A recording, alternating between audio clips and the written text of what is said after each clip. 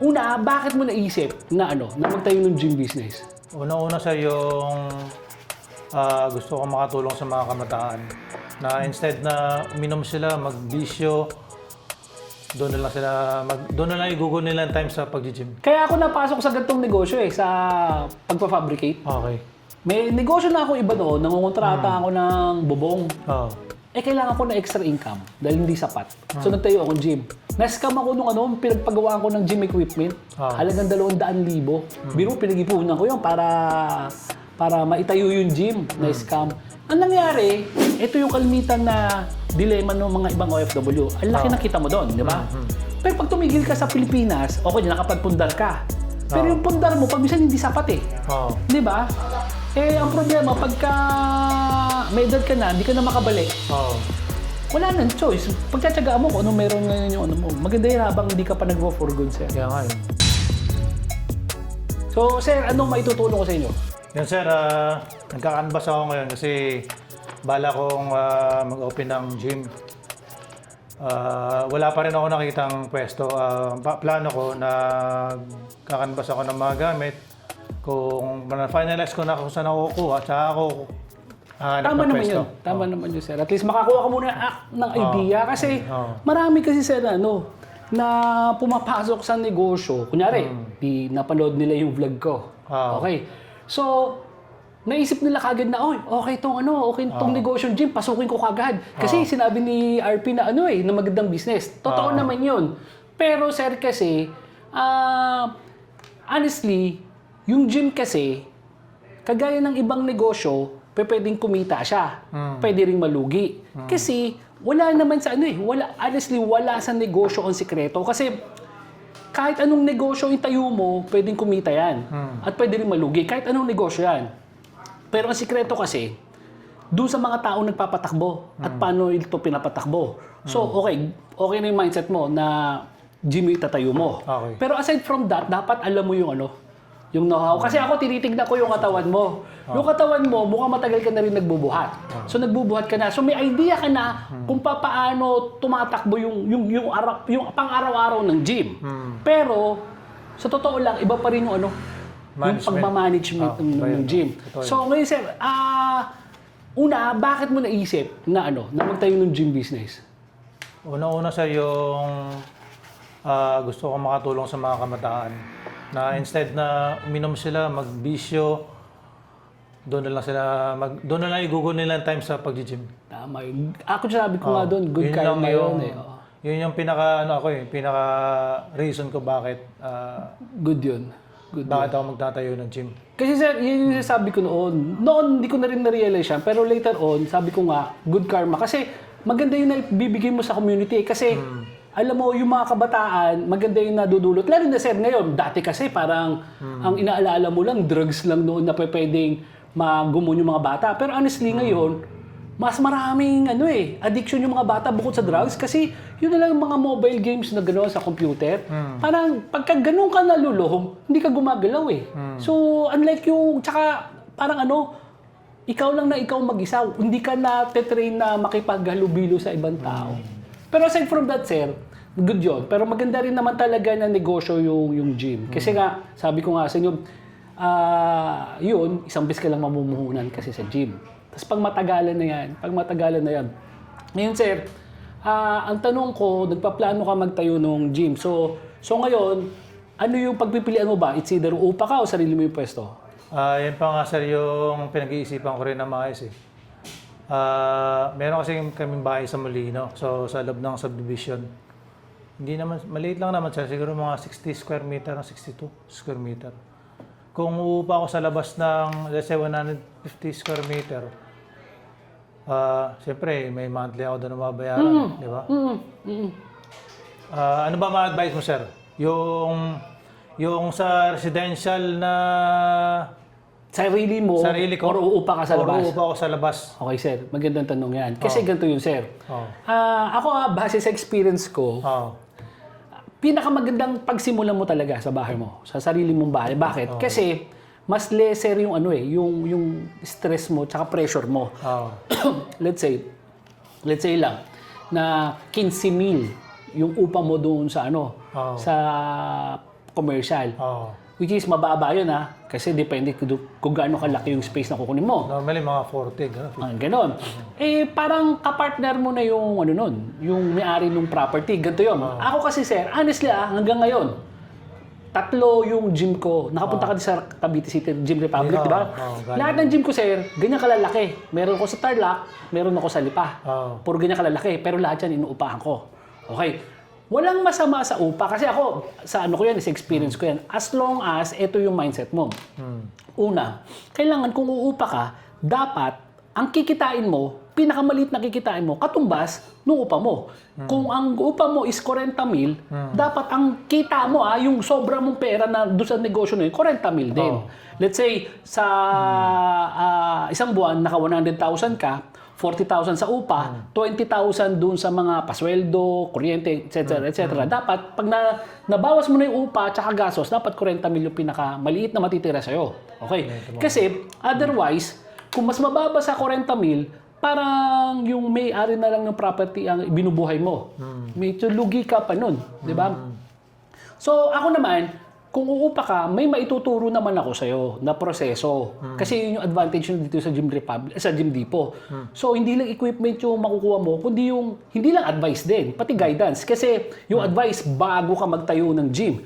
Pero yung guidance, nag-ooperate ka na, tuturuan kita paano magbigay ng mga promo, ng marketing, paano padadamihin yung tao. Ngayon, kaya yun, sir. Kaya yun na kahit na upa ka. Kasi, isipin mo, baka hindi pa pwede sabihin sa video. Isipin mo lang, gano'ng kalalaking mga warehouse, mga gano'n ang upa ko niyan. Ang laki ng upa ko niyan.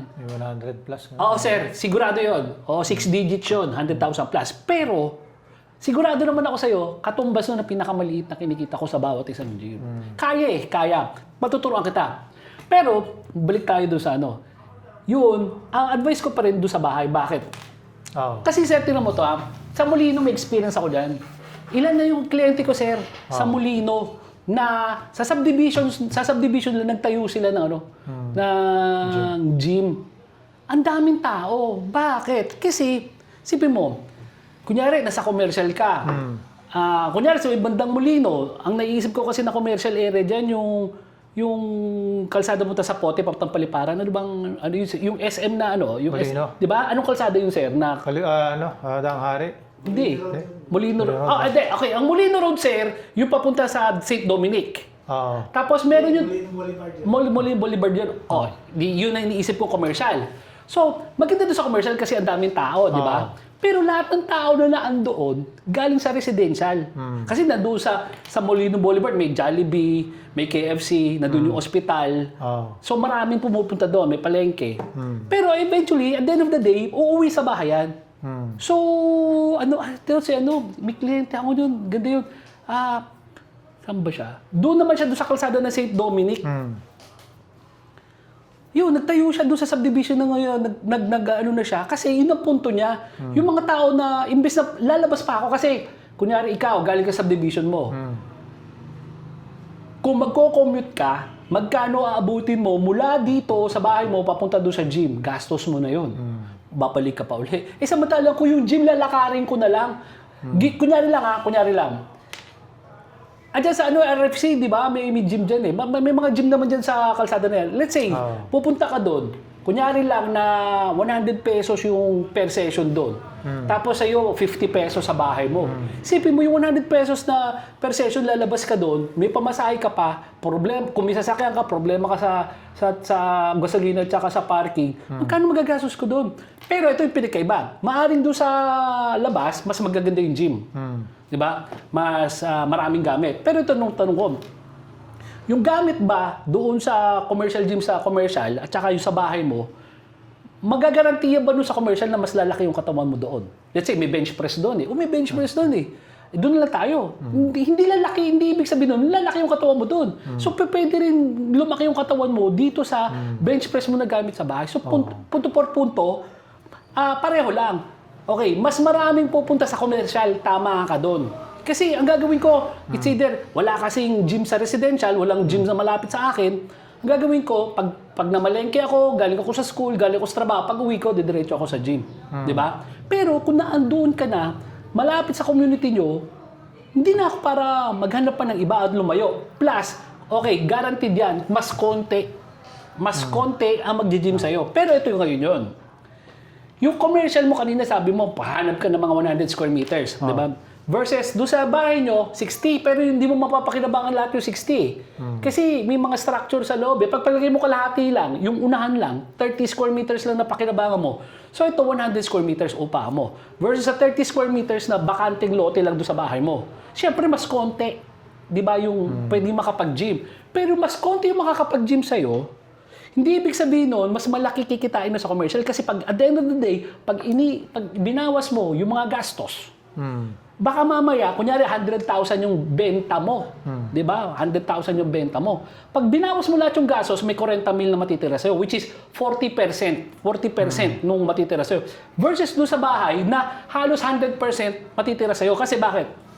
Wala kang upa. Yung kuryente mo, napaka-minimal lang. Baka mamaya, ikaw pa yung nagbabantay doon. Let's say, doon ka rin nakatira. So, ang dali mong i-manage yun.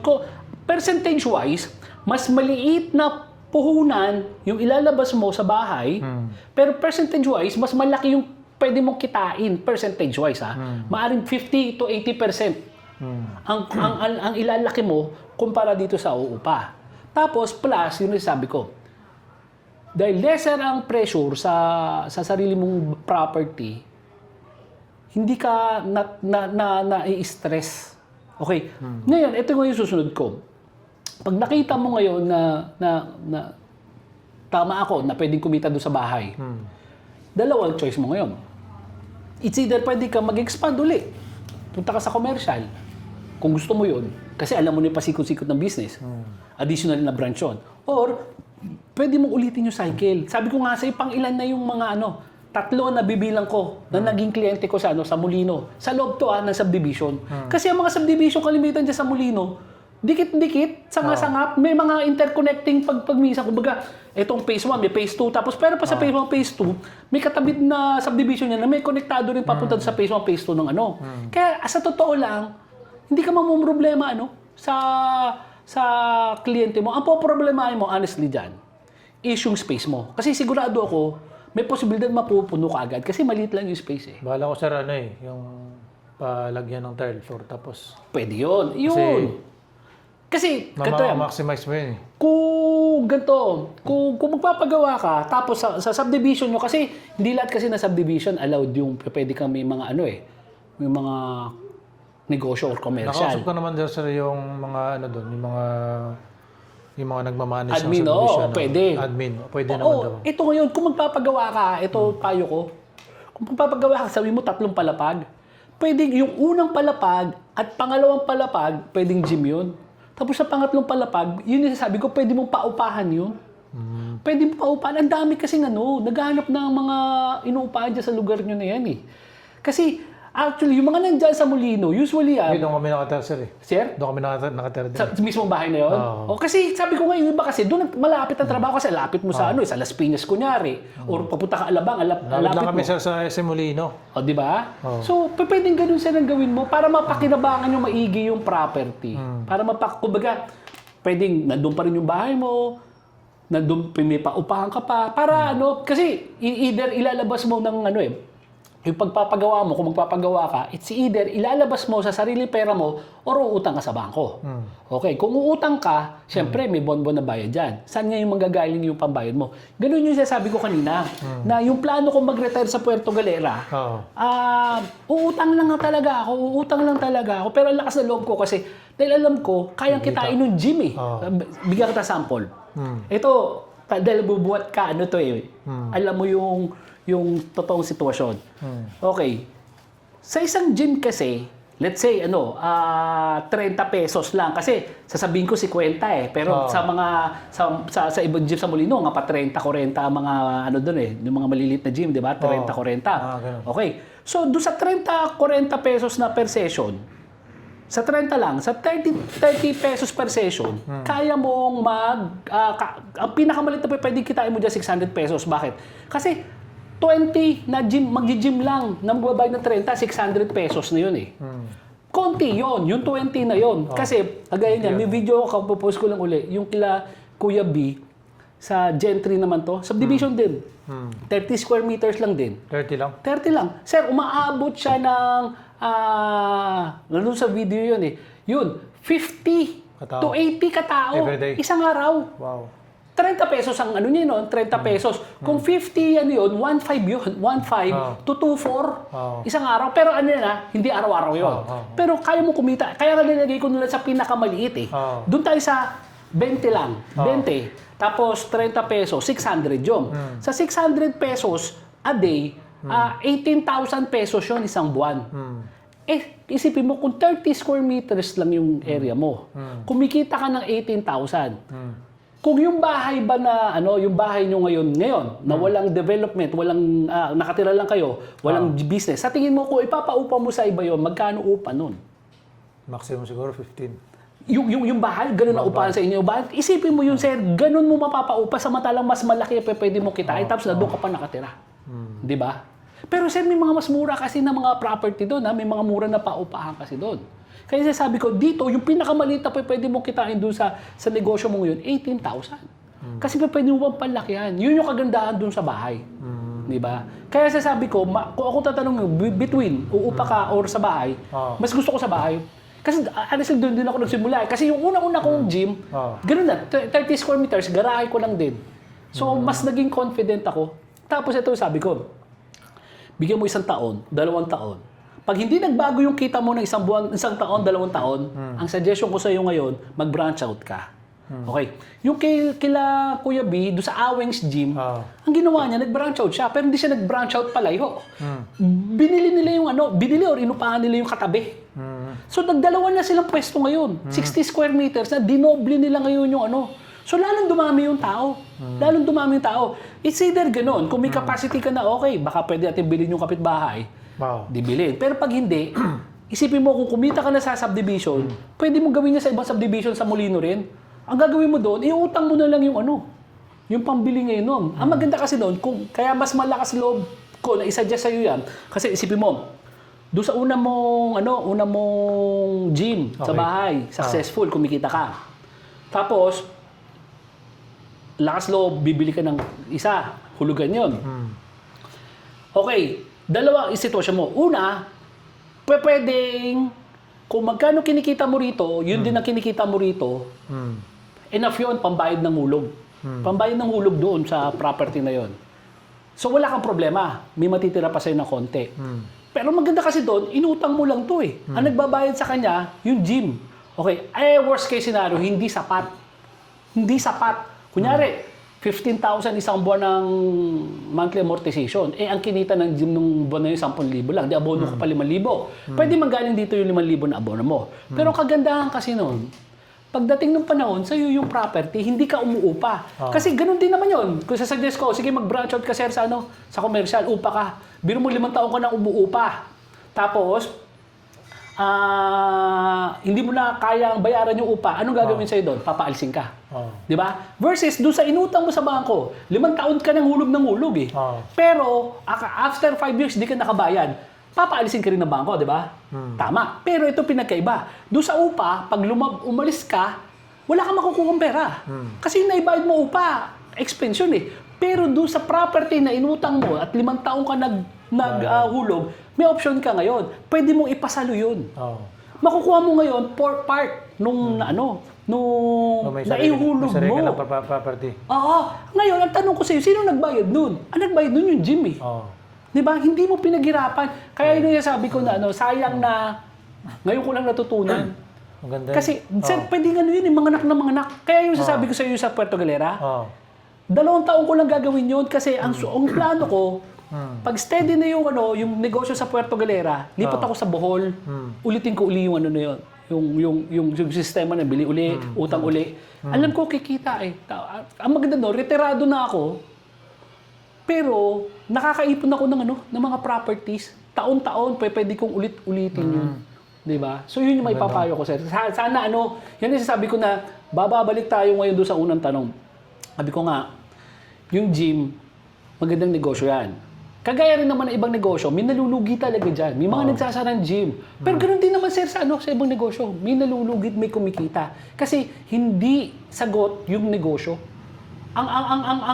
nakasalala yan, sir, doon sa mga taong nagpapatakbo at paano nagpapatakbo. Which is yun yung maituturo ko sa'yo. Yung mga experience ko na tama. Pati yung mali ituturo ko sa'yo. Kasi, parang mo nang gayahin. Oo. So, sir, doon sa tanong mo, mas practical talaga sa bahay mo. Sa bahay. Oo. Oo. Oo nga. Mas advantage. Mas confident ka dun, sir. Tsaka promise. Ako kasi nakita mo ako ngayon na ganito sa gym ko sa Cavite, di ba? Pero sir, kung makita mo yung gym ko nung una, 30s, garahe lang talaga. Tsaka, 2008 yun eh. Talagang, hindi kagandahan talaga yung mga gamit ko. Kasi, kaya ganon. Na-scam kasi ako. Kaya ako napasok sa ganitong negosyo sa pagpa-fabricate. Okay. May negosyo na ako iba noon, nangungontrata ako ng bubong. Oo. Kailangan ko na extra income dahil hindi sapat. So nagtayo akong gym. Na-scam ako nung pinagpagawaan ko ng gym equipment. Halagang 200,000. Biro, pinag-ipunan ko yun para maitayo yung gym. Na-scam. Ang nangyari, gawa na yung may salamin na, may mating na. Yung equipment na lang ang kulang. Na-scam. Ang ginawa ko, dahil nangungontrata ako ng bubong, may mga welder naman ako na yung gumawa ng mga equipment. Doon nagsimula yung fabrication ko. Na napilitan ako gumawa ng gamit ko kasi nga naka-ready na eh. Tapos, daan-daan may mga nagpagawa sa akin. Hanggang lumaki na nga ng ganito. Pero yun yung punto ko. Hindi talaga kagandahan kasi just imagine, yung ngayon, malaki na improvement talaga kasi yung ibang mga equipment ko, ginaya ko pa sa imported yung design eh. Pero noon talaga, yaring kamay. Talagang pangit talaga. Mga hindi pa. Pero nakapagsimula ako doon. Tapos napagyaman ko yun. Yung 30 square meters na yun, after 5 years, naitayo ko yung sa Cavite City. Palakasan na loob. Pero kasi yun, kaya lang mamalakas loob ko kasi alam ko na yung mga alam ko ngayon. Kaya yun ang suggestion ko. Yun ang maisishare ko sa'yo. Malay mo, dito ka pala mag-start, hindi yan hindi yan katapusan. Pagka naging successful ka sa gym business mo na yan, maganda yan, ulit-ulitin mo yung success na yun. Kasi madali lang naman yan. Kasi pag once naka-set up ka na, ayun na yun. Tuloy-tuloy na yun. Kasi sa gym cam, di ba? Doon sa gym mo, yan eh. Halos pare-parehong mukha yung nakikita mo sa gym eh, di ba? Yun ang yun eh. May mawawala. Pero meron din bumabalik eh. Or may mga bago. So once na ma-establish mo yung gym mo, non-stop na yan, na continuous na yung yung taon dating May tanong ako, yung 60 square meter, yung magkano gagastusin mo sa mating glass, saka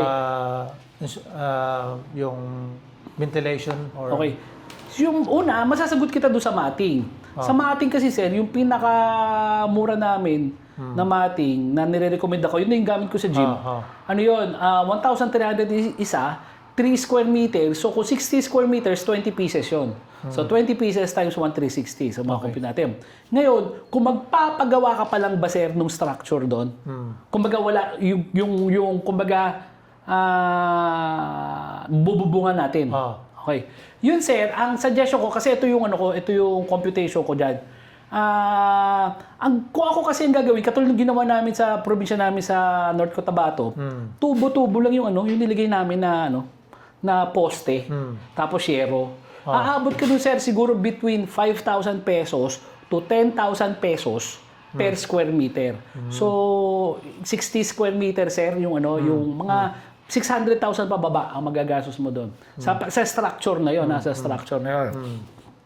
Pero depende yon, sabi ko, kung kayo na mismo magmamanage ng construction na yon, kayo bibili ng materyales, kuha ka ng foreman, mas dihamak na na mas mura maititipid mo. Kasi yung ventilation kasi noon, ang gagawin ko noon, poste-poste lang, di ba? Pwede nga doon, pati yung para mas tipid pati yung mga pader noon, yero-yero lang. Parang ang tawag nila, metal cladding. Okay, metal cladding pero may may insulation. Tapos, pwedeng open sa unahan, open sa likod para tagusan yung hangin, hindi siya mainit. Or kundi man so pag umulan, hindi, kaya nga, pwedeng lakihan mo na lang yung mga bintana mo. Bagay, malaking bintana sa unahan, malaking bintana sa harap. Kasi yung iba, sa unahan lang o sa likod lang. Ang problema kasi, sa gym, Once na hindi lang yung problema yung init na papasok yung kulob sa loob. Pagka kunyari summer, tapos may nagbubuhat, yung init na katawan tao sumisingaw Ang problema walang nilalabasan. Kaya maganda, may papasok na hangin, tapos may palabas yung ventilation. Yun yung experience ko nun. So mga ganun. Tsaka yun, sabi ko nga, let's say, doon tayo sa 600,000 na magagastos mo. Pababa. Kayang-kaya mong mabawi ka agad sa ano. Kasi sabi ko nga, kung 18,000 pataas yung kikitain mo, wala pang 2 taon, bawi mo na yun, yung puhunan mo doon sa pagpapagawa na yun. At, yun, suggestion ko lang yun, lagi. Kung magpapagawa ka kasi sir ng structure para sa iyo, tapos nagtayo ka ng gym business, kailangan mag-allocate ka ng mag-allocate ka ng kita mo na ibabayad mo dapat dun sa na parang renta, na parang umuupa ka. Kasi, 'di ba, sabi ko nga, masyadong malaki ang kikitain ng gym sa sarili mong bahay kasi wala ka ng upa Pero dahil nangapital ka, kunyari 600, 500,000 ang kapital mo para mapagawa yun, another negosyo yun pwedeng hindi ka nagtayo ng gym, pwedeng pinaupa mo sa iba. Hindi kikita ka rin kung pinaupa mo sa iba. Dapat ganun din yung mindset mo. Dapat magtatabi ka rin para So, every month meron kang tatabi para doon sa property na yun. Magkano maging gastos mo. Tama yun. Tapos, later on, depende yan. Kung iipunin mo yun, kasi pera doon sa itatabi mo na pera, may matitipid ka pa. May maiiwas sa yung kita So, pwede, dito sa kita mo, may matira pa. Pero ito maganda dito, pagka nakapag-ipon ka na rito, mamukat-mukat mo, may pang-down payment ka na sa ano nito Sa commercial. Either sa commercial o panibagong property na mabibili. Di ba? Kasi pag sa mga subdivision, kunyari sa Molino, di ba, pag siya nagda-down payment ka pa rin, 10%, 20%, para makapag-move in ka Yun yung kagandahan nun, sir. Kasi mapipilitan ka na mag-ipon at may direksyon yung ipon mo. Hindi, kasi yun ang pagkakamali ko noon. Ipon lang ako ng ipon. Ang problema ko, kakaipon ko, hindi ko na alam kung anong gagawin ko doon sa ipon ko. Kasi doon, yung tinuruan ako ng magulang ko Ipon ko lang ng pera Tapos, ang nangyari doon, naging palasak naman ako. Nung malaki na ipon, bili ako sasakyan, bili ako big bike, bili ako kung ano-ano. Bili. Dapat pala ang binili ko, inulit ko lang uli yung cycle. Bumili ako ng property na kumikita rin. Malay mo, sa'yo, magawa mo yung ganon. Habang mas maaga pa. Sir. Baka may tanong ka pa, sir? Natanong ko na rin lahat. Sige, sir. Ano naman yan, sir?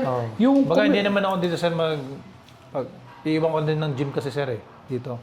Nakaka-base ako sa labas. OFW ka ba, sir? Di mas lalo yun. Mas yun, sir? Mas practical yun kasi hindi ka naman panghabang buhay mag-abroad. Yun nga, sir. Diba? Hindi ka panghabang buhay na mag-abroad kasi, honestly, malaki ang kita sa abroad. Kung ano yung, kunyari, yung ginagawa mo sa abroad, pwede mo rin naman gawin sa Pilipinas. Pero doble, triple ang halaga nung sahod mo sa ibang bansa. Kaya hindi kita masisisi na nandun ka. Pero, syempre, darating yung panahon, manghihina ka, hindi ka na bata. Ano yung susunod? Kaya may iba yung yung may dadagdag ko doon sa sinabi ko. Mas practical yan, sir. Tapos sabi ko nga, para pag-uwi mo, ang gawin mo kasi ganito, kung nasa abroad ka, so may pagkakataon ka kumikita doon, tapos kumikita pa rito, ulit-ulitin mo yung sinasabi ko. Pag nakita mo lang na successful yung after a year or two, yung business na yun, sir, ulitin mo sa ibang lugar. Doon din sa Molino, para hindi na mahirapan kung sino man yung nasa Pilipinas, kasi hindi naman ikaw magmamanage ng gym So iiwan mo yun. Kung sino man magmamanage, malapit lang. Baka mamaya wala pang 5 subdivision layo, nandun na. Ulit-ulitin mo yun kasi ito yung kalimitan na dilema ng mga ibang OFW. Ang laki na kita mo doon, di ba? Pero pag tumigil ka sa Pilipinas, okay, nakapagpundar ka. Pero yung pundar mo, pag minsan hindi sapat Di ba? Ang problema, pagka may edad ka na, hindi ka na makabalik, wala nang choice. Pagtsatsagaan mo kung ano meron ngayon yung mo. Maganda yun habang hindi ka pa nag-for good, sir. Kaya nga yun. Habang hindi ka pa nag-for good. Kaya yun, sir. Kaya yun. Mas magandang alternative to. Na 2 years na siguro, 3 years, medyo bawi mo na yung... Totoo, sir. Totoo yun. Tapos yung sabi ko nga sa'yo, total, kung malaki-laki kinikita mo sa abroad, investment naman yung gagawin mo kung bibili ka ng panibagong property. Pero ang property kasi, sa point of view ko, investment lang siya pagka kumikita rin Kasi, yun ang una kong pagkakamali doon sa una kong binili property. Lupa lang yung binili kong property, tapos hinulug-hulugan ko doon sa kita ko eh. Eh, ang nangyari, naapektuhan yung kita ko, lumiit, nailit yung lupa. Ah, okay. Pero buti na lang kamo, nakautang ulit ako sa bangko, yung una kong bahit lupa ngayon, pero nilagay ko nga nung gym. Yung kita nung gym, yun ang nagbabayad nung utang ko. Pero malaki yung mas malaki yung binabayaran ko utang sa bangko noon kasi 5 years to pay. Okay. 2 million yung property ko noon, 2019. Tapos, nung yung nilon ko 5 years, 40,000 yung noon. Monthly mo? Monthly ko, malaki yun kasi 5 years to pay.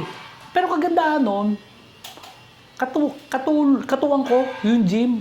May mga pagkakataon talaga na hindi sapat yung kita ng gym para bayaran. Seasonal Oo. Pero, konti na lang yung abono ko.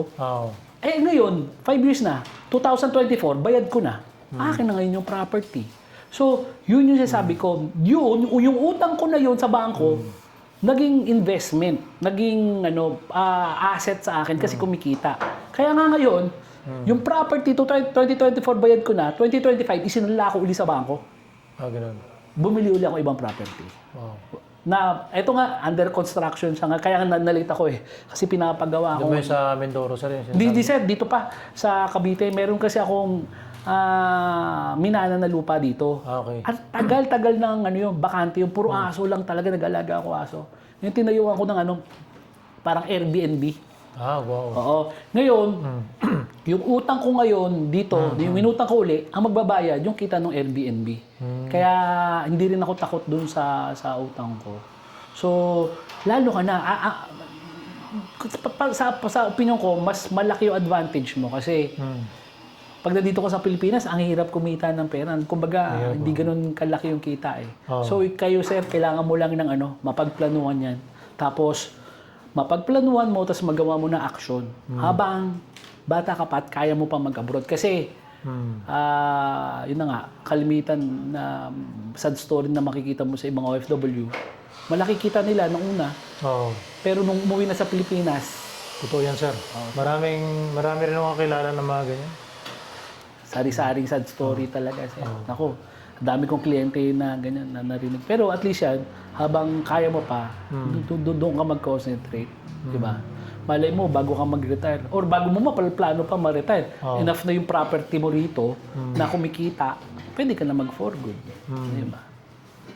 Ilang taon ko na ba, sir?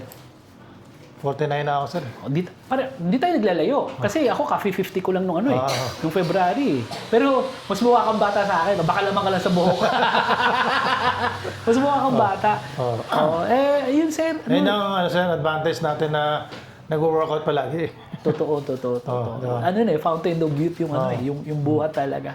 Tsaka puhunan mo yan sa pagtanda mo kasi pagka nagkaedad ka tapos kulang-kulang ka sa muscle, mas mabilis yung aging mo Tama sir. Sir, sayang yan. Pag kaya mo pa yan, mapagplanuhan lahat yan. Kaya nga Tapos yan, pag alis nyo rito, baka mamaya may naisip ka pa na ibang mga tanong. Continuous naman yan, pwede ka naman mag-PM Ang sumasagot sa PM, sir, nakita ko yun ikaw ata yung nagtanong na kung meron akong branch sa Molino na showroom ba? Nag-PM ka ba? Oo. Yung anak ko ang sumasagot noon pagka gano'n. Pero pagdating sa gym business tips, kunyari may mga tanong ka, pwede ka naman magtanong doon. Ako naman nasasagot noon. So, yung relationship kasi, ng mga kliyente, hindi natatapos doon sa pagpunta rito. At hindi rin natatapos pag-deliver namin. Tapos kagaya mo, sir, ito ina-anticipate ko na, marami kasi akong kliyente na ngayon sila umorder. Pero sa totoo lang, nung nag-inquire sila, 1 year, 2 years ago pa. So hindi ko rin in-expect na bukas makalawa, nandito ka na uli. Kasi ito yung first step nagtanong ka, magpaplano ka, pero daan-daan mo pang yan. So kahit paabuti tayo ng 6 na buwan, 1 taon, asahan kita rito. Pagbalik mo, mas marami kang tanong, mas handa ka na, walang problema yun, sir. Sir, salamat sa... Sige, sir. Pagka may baka tanong, sir, PM nyo lang ako. Nakuha ko naman yung yung mobile number. Sige. No problem. Pwede mo ako i-WhatsApp kung nasa abroad ka or mag-Viber para pwede tayo mag-uusap ng rekta doon, sir.